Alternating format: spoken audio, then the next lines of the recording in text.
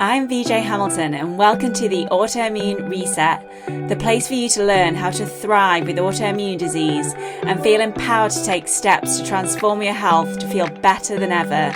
You can start making changes today to improve your health. So with every episode, my mission is to share with you simple ways to up-level your diet and lifestyle with key learnings from my own journey reversing autoimmune disease and inspirational stories from those who have reset their autoimmune symptoms and are now thriving in life. I suffered from autoimmune disease for over 25 years and now I live symptom-free, and I wish the same for you as well. So thank you for being here and sharing this time with me. Now let's get started.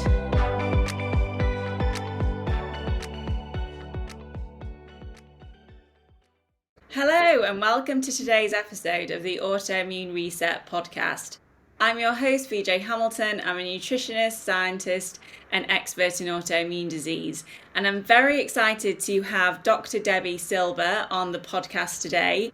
She is the founder of the PBT Institute, which stands for the Post Betrayal Transformation. And after going through a betrayal herself, Debi then did some groundbreaking research all around betrayal and how when our trust is broken, it can affect our health, which is so important with having a chronic condition or autoimmune disease where trauma is so interlinked with these conditions that we have. So welcome, Dr. Debi. I'm so excited to have you here. I'm excited to be here. Thank you so much. Let's start with your story, because this is really where you started doing the research from your own experience. And I think it's so important for us to hear my guest's story and how you got to doing what you're doing today. So would you be able to take us through that? Sure. So I've been in business 34 years, health, mindset, personal development. And then I had a really painful betrayal from my family.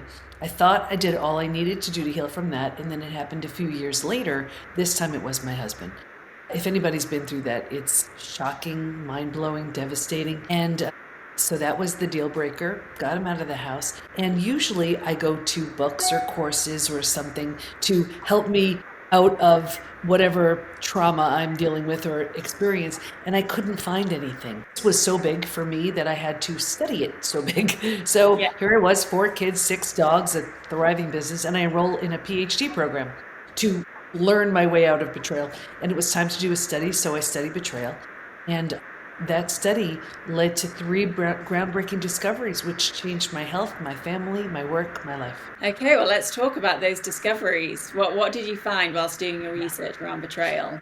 So the first one was, I had a feeling that betrayal was a different type of trauma. I had been through death of a loved one. I'd been through disease.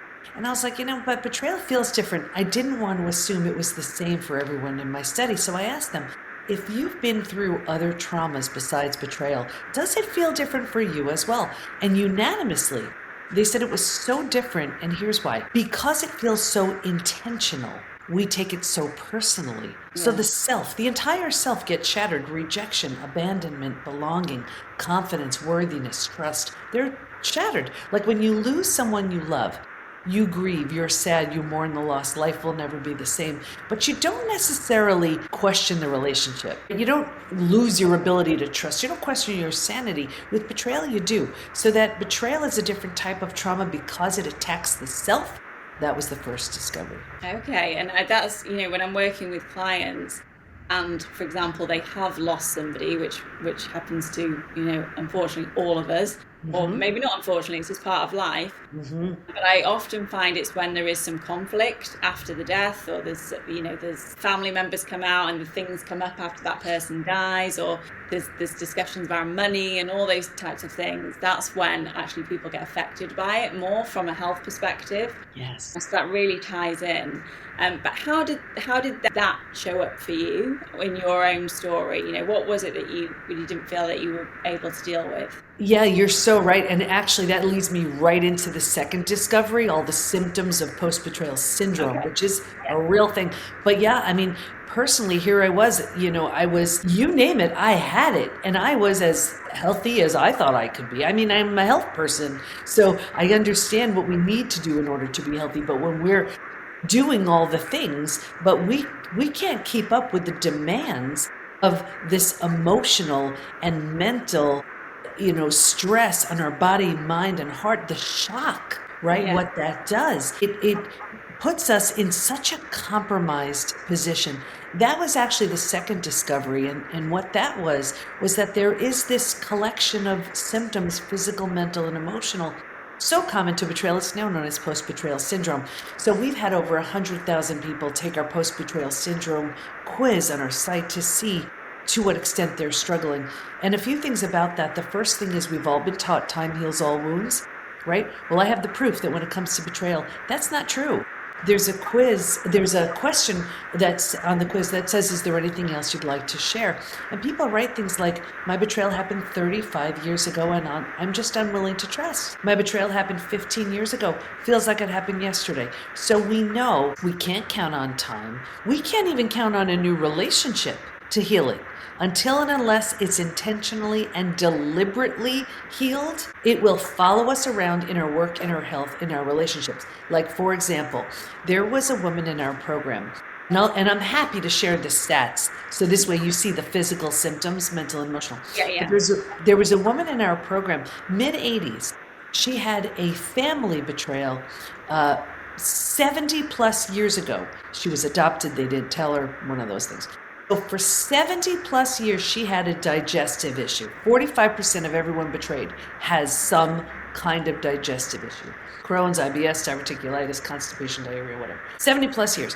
2 weeks into our program, she healed from a 70 plus year digestive issue. That's what happens when you get to the actual root cause of the issue, which is the betrayal. Anyway, you want me to share some stats? Yeah, share some stats. And I think that's, and I just, for anybody listening, just from my perspective as well, putting this all together, because, and I'm sure you're going to talk about this more, but I can completely see how if you're living in, well, the betrayal, now I'm sure you'll be explaining this in more detail, but that having the effect on your nervous system, then that having the effect on your gut, you can see how it's all interlinked. And as a nutritionist, I talk a lot about food, but this piece is so vital. And I certainly had to go through a certain process around this, understanding, what had happened to me when I was younger and working through that myself. And that really helped with my own health as well. So I've seen this play out. But I'd like to hear some stats. Right. And it's so interesting because we have so many amazing health experts, nutritionists, dietitians, whatever it is, and they get their clients, patients to a certain level of health when they, when they understand the third discovery, the 5 stages from betrayal to breakthrough. Now, along with that beautiful protocol that they're recommending and that amazing food plan, now they're realizing, wow, if the gut is completely messed up along with so many other things, the nervous system is completely dysregulated, how can that incredible food plan be nearly as impactful, right? Because so it's so incredible because as people just like you understand the 5 stages from betrayal to breakthrough, which, like I said, that's the third discovery, then it's like at this stage of the game right here, that client isn't ready for, this whatever it is, but as they heal, they are. Anyway, we'll get to that. Let me share the symptoms. So now imagine over 100,000 people, just about every country is represented. As much as you'll hear the symptoms, listen for these numbers. 78% constantly revisit their experience. 81% feel a loss of personal power. So just even that, a loss of personal power, and here you're trying to lose weight, you're trying to get healthy, and you feel like I can't control any of this, it's completely out of my control. 94% deal with painful triggers. These are the most common physical symptoms. 71% have low energy. 68% have sleep issues. 63% have extreme fatigue. Your adrenals have tanked, right? 47% have weight changes. So in the beginning, they can't hold food down. Later on, they're emotionally eating. They're using food for comfort. So now, we may be saying things like, and listen, I have MSRD, I'm a holistic nutritionist. And I remember giving, clients the most amazing, like, oh, well, you know what? Let's come up with a plan for the binge, for the binging and things like that. It has nothing to do with that. If this betrayal is at the root of it. You're not getting to the root of the problem just by following a health plan. Of course. That's why clients have challenges. But yes, yeah. Yeah, here are the most common mental symptoms. 78% are overwhelmed. 70% are walking around in a state of disbelief. 64% are in shock. 62% can't concentrate. So imagine that you can't concentrate, right? You have a gut issue, you're exhausted. Now you still have to take care of your kids. You still have to go to work. That's not even emotionally. Emotionally, 88% experience extreme sadness and 83% are very angry. Yeah, I'll just read a few more. 79% are stressed. This one killed me. 84% had an inability to trust. Yeah, but that's sad because when you're living your life in that way, it affects your relationship, your Of connections, course. which all 60, have knock-on effect. Yeah. yeah, 67% prevent themselves from forming deep relationships because they're afraid of being hurt again. They put the big wall up. They're like, nope, no one's getting close to me again. 82% find it hard to move forward. 90% want to move forward, but they don't know how. Yeah. And you know what's even crazier about those stats? You didn't hear me say 20%, 30%. These numbers are super high. Here's what I found even crazier. They're not even necessarily representative of a recent betrayal. This could be from the family member who did something awful when you were a kid. This could be from the partner who broke your heart in high school. So think about this. That person may not know, care, remember. They may not even be alive.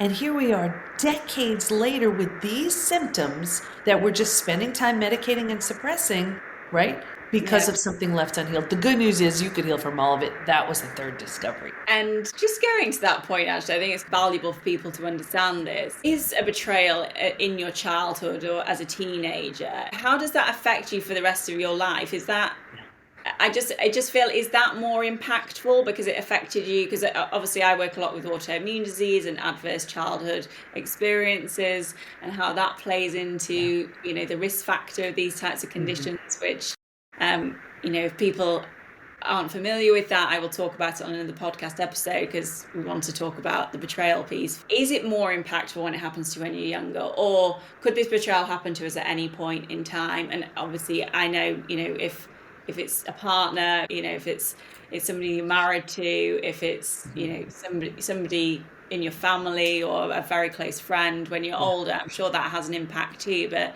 do you see that people's, effects from this are worse when it happens to them in childhood? What happens is when it happens in childhood, we move into relationships in adulthood. Not that they're good, they're just so familiar, right? So we're like, oh, I know how this works. I know what to do here. I know my role in this scenario. So what's happening is we're going from relationship to relationship with an unhealed betrayal. In fact, one of the most classic signs of an unhealed betrayal are repeat betrayals. The faces change, but it's the same thing. And we go from boss to boss to boss, friend to friend to friend, partner to partner to partner. We say, what the heck, is it me? Yes, it is. Not in that it's your fault, in that there's this profound lesson waiting and needing to be learned. Maybe the lesson is just get it already that you are lovable, worthy, and deserving. You need better boundaries in place, whatever it is. Until and unless you get that, you're going to have opportunities in the form of people to teach you. Like, look at my own scenario here. It was my family. I thought I healed, right? And then it was my husband. That was the deal breaker. And here I was like, I'm one of those people that if nothing changes, nothing changes. So for me to enroll in a PhD program, like I was 50 years old. I had all these kids, all these dogs, this business. I didn't know how I was going to pay for it, how I'd manage the time.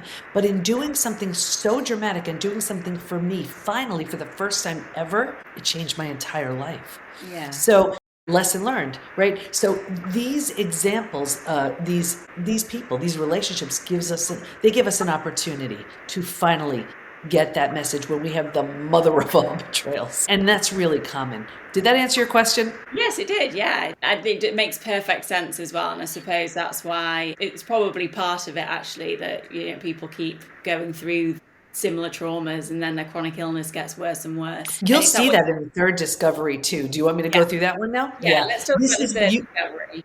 You will see exactly where chronic illness gets sort of launched and lives. Okay, so for me, this was the most exciting of the three discoveries. And what we learned was while we can stay stuck for years, decades, a lifetime, and most people do, If we're going to fully heal, and by fully heal, I mean those symptoms that I just shared of post-betrayal syndrome to this completely rebuilt place called post-betrayal transformation, where you've rebuilt your life and yourself, we will move through 5 proven predictable stages. And Okay. what's even more exciting about that is we now know what happens physically, mentally, and emotionally at every one of those stages, and we know what it takes to move from one stage to the next. Healing is entirely predictable. Happy to share the stages if you want to hear them. I'd love to hear them. Yeah, let's Okay. talk me through them.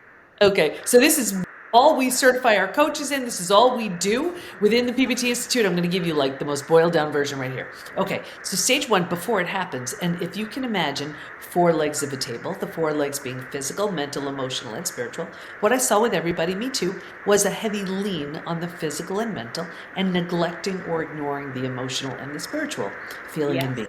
So think about it. If a table only has 2 legs, it's going to be easy for that table to topple over. That's us. That's not to say if you're ignoring the others, you will be betrayed. It was just a typical profile I saw. Okay. Stage 2, shock, trauma, D-Day, discovery day. This is the scariest of all of the stages, and it's the breakdown of the body, the mind, and the worldview. Right here, you've ignited the stress response. You're now headed for every single stress-related symptom, illness, condition, disease. Your mind is in a total state of chaos and overwhelm. Like, what just happened? You can't wrap your mind around this. And your worldview has just been shattered. That's your mental model, the rules that govern you. Trust this person. These are the rules. This is how life works. And in one earth-shattering moment or series of moments, everything you've been counting on to be real and true is no longer. The bottom has bottomed out and a new bottom hasn't been formed yet. It's terrifying, right? Everybody remembers their D-Day. But think about it. If the bottom were to bottom out on you, what would you do? You grab hold of anything or anyone, right? In order to stay safe and stay alive. That's stage 3. Survival instincts emerge.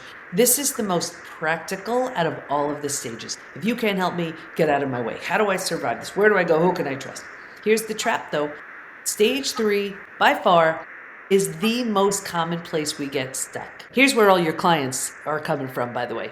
Here's why. Once we've figured out how to survive our experience, because it feels so much better than the shock and trauma we just came from, we think it's good. And because we don't know there's anywhere else to go, we're like, okay, I have to find a way to make this work. And we plant roots here. We're not supposed to, but we don't know that. And 4 things happen. You're going to recognize so many people you know right here. The first thing we start to do is we start getting all those small self-benefits. We get our story. We love our story. We get to be right. We get sympathy from everyone we tell our story to.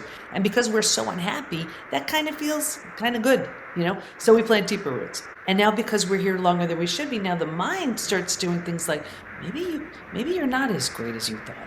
Maybe they're right. Maybe. And we start questioning, right? So we plant deeper roots. Now, because these are the thoughts we're thinking, this is the energy we start putting out. Yeah. Like energy attracts like energy. So now we start attracting people and circumstances and new relationships towards us to confirm this is where we belong. Here's where we'll join that lame support group. And now we found our people. So we will sabotage our healing, you know, because these are the people we know that are in the same boat as us.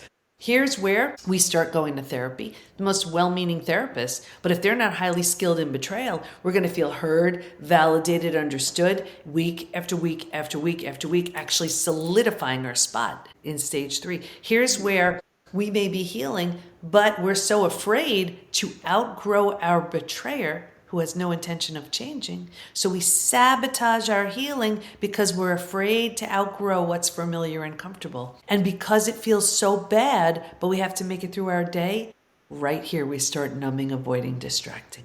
So we use drugs, alcohol, work, TV, whatever, to numb, avoid, and distract. So, you know, because we're medicating, suppressing symptoms of post-betrayal syndrome. We're so unhappy, but we don't know there's anything better. So we do it for a day, a week, a month. Now it's a habit, a year, 10 years, 20 years. And I can see someone 20 years later and say, you know, that emotional eating you're doing, do you think that has anything to do with your betrayal? They look at me like I'm crazy. They say it happened 20 years ago. All they did was put themselves in stage 3 and stay there.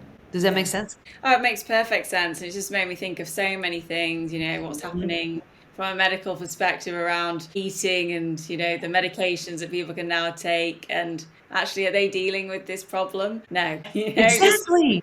Yeah, and this is the main reason people, a lot, not the main reason, but one of the reasons that people will become for eating, because there's this betrayal or trauma or something that's stimulating, and that's what you need to work on. Yes, It makes so exactly. much. And there were actually, and I want to make sure I get you through stages 4 and 5, but there were actually 3 groups in the study who did not heal. And I want to share this. So if anybody is saying like, why am I stuck?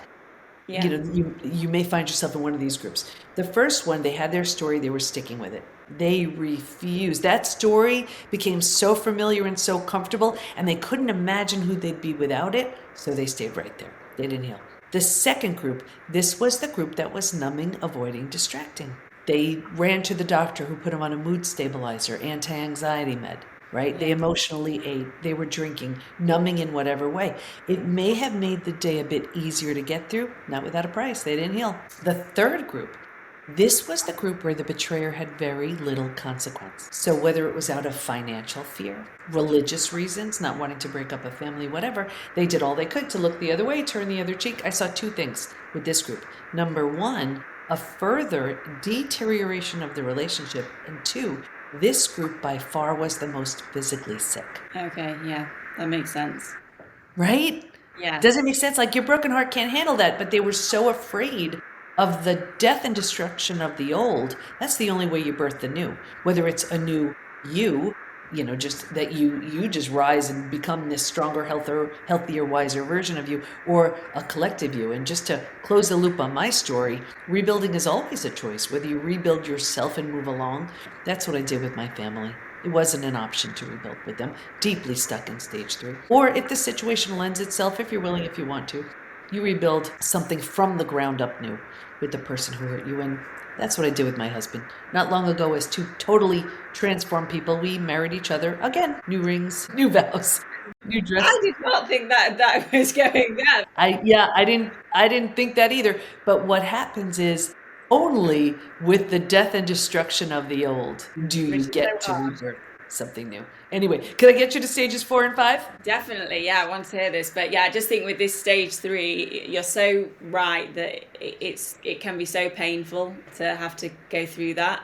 But you come out the other side. Hopefully, that's what we'll be talking about in stage 4 and 5. Yeah, and that's why in stage 3 they have repeat betrayals, and they have these horrible experiences, and then they're spending their time playing whack-a-mole with all the symptoms showing up, all the autoimmune issues, all of the everything, because nothing is really changing.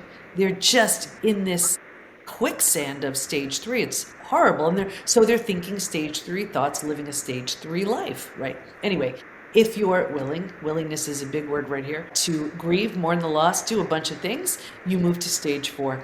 Stage 4 is finding and adjusting to a new normal. So here's where you acknowledge I can't undo what happened, but I control what I do with it. Just in that decision, you're starting to turn down the stress response. You're not healing just yet, but at least you stop the massive damage going on in stages 2 and stage 3. Stage 4 feels like if you've ever moved. If you've ever moved to a new house, office, like apartment, whatever, like your stuff's not there, it's not quite cozy yet, but it's this sort of hopeful excitement. Like, yeah, we got this, right? But think about it. If you were to move, you don't take everything with you. You don't take the things that don't represent who you're now ready to become. And what I found was there's this one spot as people go from stages 3 to 4. If your friends weren't there for you, you don't take them with you. That lame support group, you're done. The therapist who you're just rehashing week after week, you're done. The betrayer who's not changing, you're done. And people say all the time, is it me? Yes, it is. You're undergoing a transformation. And if they don't rise, they don't come along. So it's not that it's necessarily a lonely space. It's a very personal place right here. Anyway, when we've settled into this cozy space, made it home, we move to the 5th most beautiful stage, and this is healing, rebirth, and a new worldview. The body's healing now. Self-love, self-care, eating well, exercise. We couldn't focus on that earlier. Now we can. The mind is healing. We're making all kinds of new rules and boundaries based on the road we just traveled, and we have a whole new worldview based on everything we see so clearly now. In the 4 legs of the table, in the beginning, it was all about the physical and the mental. By this point, we're solidly grounded because we're focusing now on the emotional and the spiritual too. Those are the 5 stages. Yeah, I mean, as you talk through these, Yeah, it's funny. I just reflecting on kind of how I got healthy, Yes. and I believe a lot, obviously, in the nutrition side of it. But I definitely went through this process, and I didn't even realize I was going through these stages. So I feel very lucky that I've been able to guide myself through that. But it's amazing that you have this now at the PBT Institute, and this is a program that you run because I agree. I've actually had clients almost go through this process themselves as well. Hmm. And they've had chronic fatigue syndrome, post-viral issues, lots of issues going on, and they've had like very honest conversations with parents or siblings, and I've gone through it kind of with them all on the sideline, but they've come out a completely different person who's done a PhD. I had one client that came out and started a PhD. Maybe I'd love to do a PhD. But yeah, and she just her life transformed and her Yeah. health did. And Yeah. I think it's not ever just one thing, but this just gives you that solid foundation that, as you said, then when you are doing all the good stuff for your health, it actually pays off. Well, that's, Yeah. yeah, and you know what it is? It's as you're moving through stages 4 and 5, you're intentionally and deliberately recreating yourself, where Yeah. you're taking all the parts you love, you're leaving behind everything that no longer serves. And with it being that deliberate and intentional, you're creating something, a version of you that never would have had the opportunity to exist had the experience not happened. That's trauma well served. Yeah, yeah. And with the people that are going through your program, I'm just thinking about my audience in particular who have autoimmune conditions and inflammatory Mhm. conditions. What are you seeing the most around those conditions? Are people coming to you with chronic fatigue or a certain type of autoimmune condition? Because I work a lot with alopecia areata, and I find that not with everybody, but there is often some emotional aspect to it Yeah. that needs to be worked on. But any particular chronic illness in I would you? say the most common is the first thing with everybody, without fail, exhaustion. Yeah. Absolute, complete exhaustion.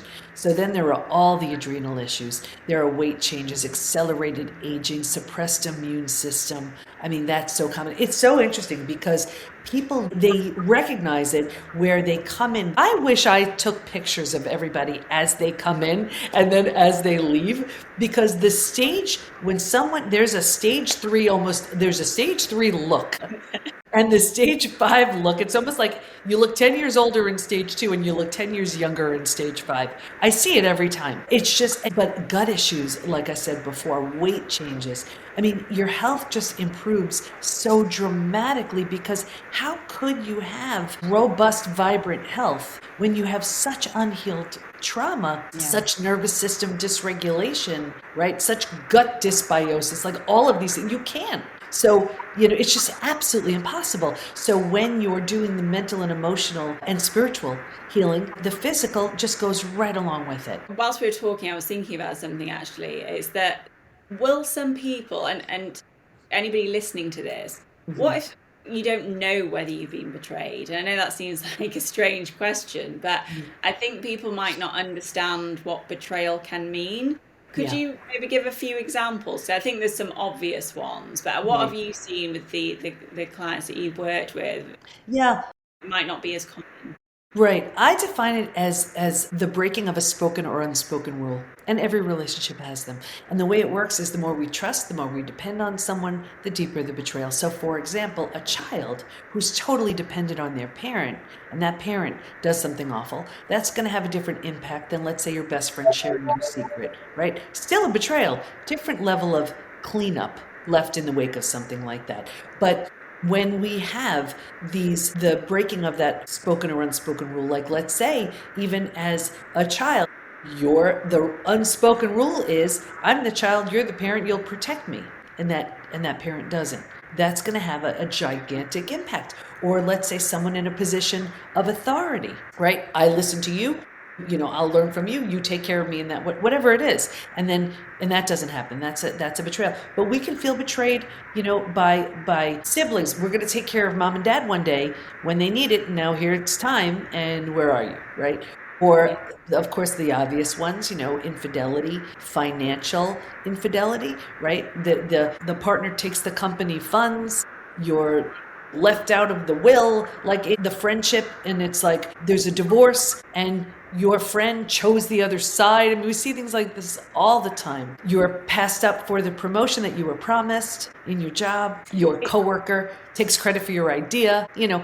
Anything that's that shock to the body, mind, and heart. Yeah, and actually, as you're saying this, I know we've spoken for quite a while now, so I don't want to take up too much of your time, but is there any way we can be proactive around this? Because these things can happen to us in life, and I feel quite empowered now. I'm at that point, and actually knowing that these things can happen to you and they are outside of your control, is there any way that we can get ahead of it? Or is that maybe not the way to go about it? Because maybe that's reflecting that you don't trust, and that's something I really value, trust. I'd rather just trust people. Yeah. And if it doesn't work out, then it's a reflection of them, not me. That's kind of how I deal with it. But is there any way we can be more proactive, and then we can talk about what people can do who know that they've been betrayed and how they can work through that?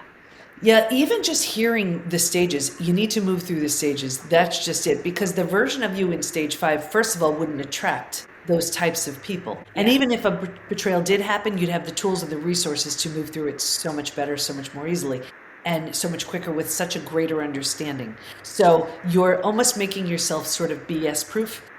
Okay. So as you move through the stages. So you're just simply not swimming in the same pool as the typical people who are looking to betray. You're not a magnet for it. But yes, you don't want to, and I love that you said that you want to trust. Yes, you do. You want to become hardened versus healed, right? When you're in stage 3, it is so easy to become hardened.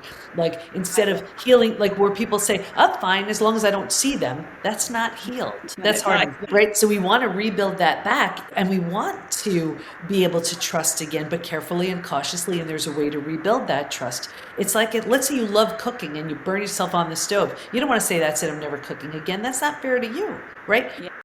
With rebuilt trust, carefully, cautiously, we're allowing that intimacy, that friendship, that connection, that life is about, right? So we don't want to deny that to ourselves, where if we become hardened and we keep everybody at bay, well, what's that? That's half a life. I agree, yeah. And I think looking back to my 20s, I was probably in that mode.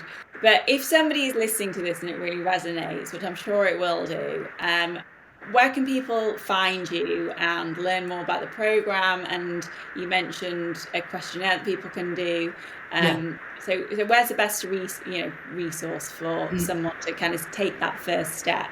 Yeah, thank you. Everything about our certification, about our programs, about our quizzes, all of it is at the PBT, as in Post Betrayal Transformation, thepbtinstitute.com. Okay, and do you work with people all around the world, or is it just in the US or everywhere? All over the world. We even have PBT representatives. These are our certified coaches in countries where they don't have access to this information. It's been translated and culturally appropriate. So far, we're in the Middle East, Vietnam, and Kenya. Oh, amazing. And we have a global audience within the PBT Institute. Okay, well, I will definitely be referring some clients over to you, that's for sure.